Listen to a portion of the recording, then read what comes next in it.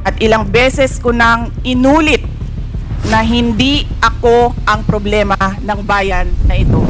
You may try to destroy me, you can skin me alive, and throw my ashes to the wind. But let it be known, you will find me unbowed. Mga kababayan, ladies and gentlemen, assalamualaikum, warakmatullahi wa barakatuh. Madayaw, mayong adlaw, kaninyong tanan. Magandang araw sa inyong lahat. The officials of the Office of the Vice President, as well as each and every one of our satellite office leads, were in receipt of a letter from the chairman of the Committee on Good Government and Public Accountability dated September 13, 2024, requesting our presence or that of our duly authorized representatives in today's initial deliberation with preliminary determination on privilege speech number 379. In view of the said letter, I am appearing before you today not only as the head of office, but more importantly as the duly authorized representative of all officials of the OVP. Simply because we have not done anything wrong. There is no misuse of funds. If there are audit findings, we shall gladly respond to them before the Commission on Audit. And if there are legitimate cases to be filed, then we shall gladly respond to them before the appropriate courts. In relation to this, may I just say that I take notice of the opening speeches and nasabi doon, there is a determination of misfeasance, nonfeasance, and malfeasance. And those are cases that should properly be taken in the courts of law. What we are witnessing now is no ordinary legislative inquiry. This exercise is a well-funded and coordinated political attack. This much is evident from the very words of the privileged speech that prompted this inquiry. A speech that simply meant to say, do not vote for Sara on 2028. It is clear to me that this inquiry is not about misused funds, accountability, or governance. Instead, it is solely aimed at discrediting my name and my office to prevent future political contests. I have publicly stated my reasons as to why I've chosen not to defend the OVP's budget proposal for 2025. I have narrated the issues I encountered in previous years, which can easily be confirmed by looking at the NEP, the GAB, and the GAA for fiscal years 2023 and 2024. Further, I have even shared the drama that transpired last year regarding the confidential funds. Hence, just as we have done last year, we again leave the 2025 OVP budget to the pleasure of Congressman Martin Romualdez. I am not asking for any special treatment, nor am I asking you to uphold any tradition. There is no disrespect. All I am saying is that you have the complete freedom to do whatever you wish with the OVP budget. If you feel that all the documentary submissions are not enough, then by all means, huwag kayo magbigay ng budget.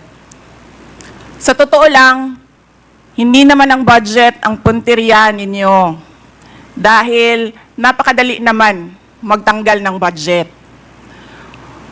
What you are trying to do is make a case for impeachment. Hindi naman ako kakandidato sa nalalapit na eleksyon. Hindi ako namumulitika. Ang ginagawa ko lamang ay ang pagtupad sa aking oath of office at campaign platforms na trabaho, edukasyon, at mapayapang pamumuhay. Sinabi ko na noon at ilang beses ko nang inulit na hindi ako ang problema ng bayan na ito. Ang totoong problema ng bayan ay kagutuman, kahirapan na sapat na healthcare, kalidad ng edukasyon, kawalan ng plano ng infrastruktura para sa disasters, at marami pang iba. So, you may try to destroy me, you can skin me alive, and throw my ashes to the wind. But let it be known, you will find me unbowed. I will continue to serve the Filipino people no matter the personal cost or political intrigue. Having said that, I will not allow myself to be subjected to an inquiry based on an empty privilege speech, just so you can attack me and do indirectly what you failed to do directly during the budget hearings. I therefore request this committee to terminate this inquiry for its clear lack of any proposed legislation or substantive matter for discussion. Shukran. The committee cannot rule on that because the committee already took cognizance of this privilege speech.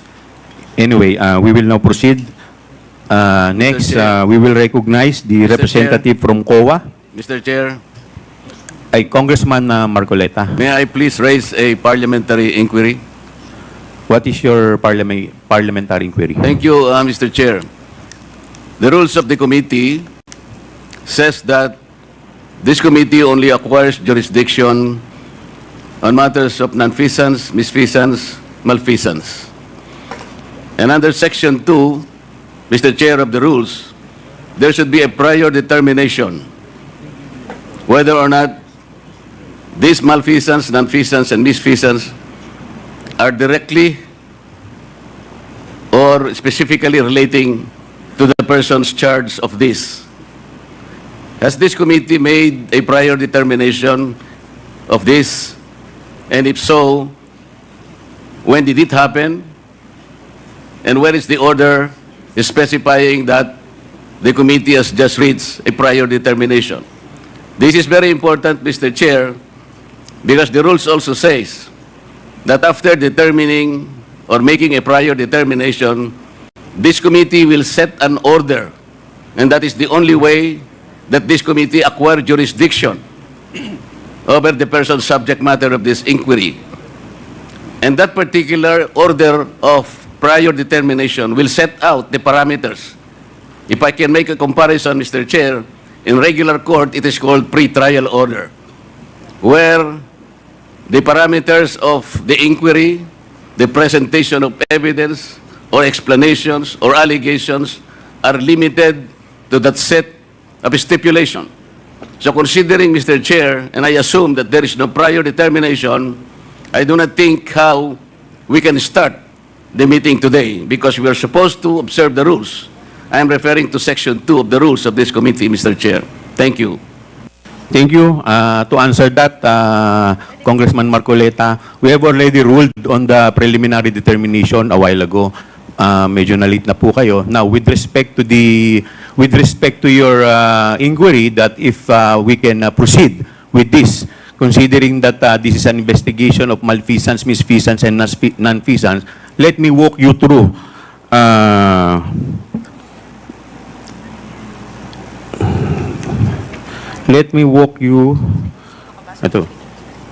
through the definition of a good government and public accountability. It provides that all matters directly and principally relating to malfeasance, misfeasance, and nonfeasance in office committed by officers and employees of the government and its political subdivision and instrumentalities, inclusive of investigations of any matter of public interest on its own initiative or upon order of the House. For the information of everybody, the issue on confidential fund is a matter of public interest. lahat po tayo ay interesado, hindi lamang po tayo, yung publiko po, interesado kung paano po ito nagamit. Kaya yun po ang dahilan why this committee has jurisdiction over the subject matter. But Mr. Yes, Chair, Congressman Marcoleta. Mr. Chair, under Section 5, there should be a record of preliminary determination. It says that the proceedings in the preliminary investigation or determination shall be recorded through stenographic notes. What you were mentioning are motu proprio cases. I am assuming that this committee started by way of a referral because of a privileged speech delivered on the floor by one of us. And so this is the main subject matter of this committee meeting, and to which we should first determine preliminary determination under Section 5, because it says, upon termination thereof, Mr. Chair, the chairperson shall issue an order which shall recite in details the matters taken up. So what are the matters taken up, Mr. Chair? I think we should be able to comply with these elementary rules as specified in the governing rules. Well, considering that we are still in the, we have yet to proceed to the interpellation, we are still